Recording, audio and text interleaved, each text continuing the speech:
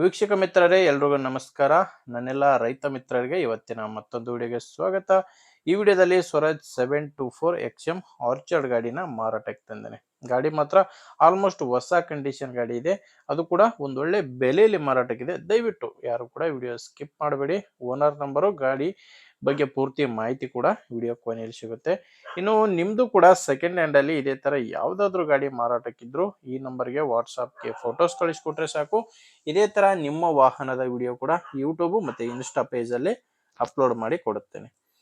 ವೀಕ್ಷಕರೇ, ಇನ್ನು ಟ್ರ್ಯಾಕ್ಟರ್ ಮಾಹಿತಿ ಬಂದ್ರೆ ಸ್ವರಾಜ್ 724 XM ಆರ್ಚರ್ಡ್ ಗಾಡಿ. ಇದು ಮಾಡಲ್ಲು 2025 ಇದೆ.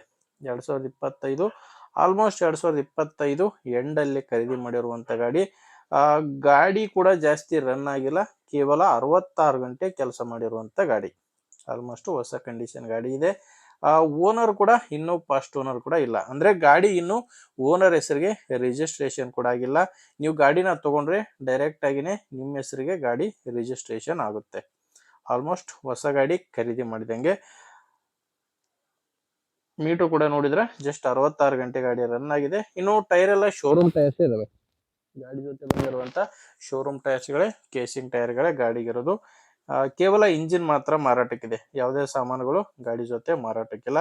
ಪವರ್ ಸ್ಟೇರಿಂಗ್ ಗಾಡಿ ಇದು. ಪವರ್ ಸ್ಟೇರಿಂಗು ಮತ್ತೆ ಆಯಿಲ್ ಬ್ರೇಕ್ ಇರುವಂತ ಗಾಡಿ. 24 HP ಬರುತ್ತೆ. ಇನ್ನು ಲೊಕೇಶನ್ ಇದು ಮಾರಾಟಕ್ಕಿರೋದು ಬಿಜಾಪುರ ಜಿಲ್ಲೆಯಲ್ಲಿದೆ.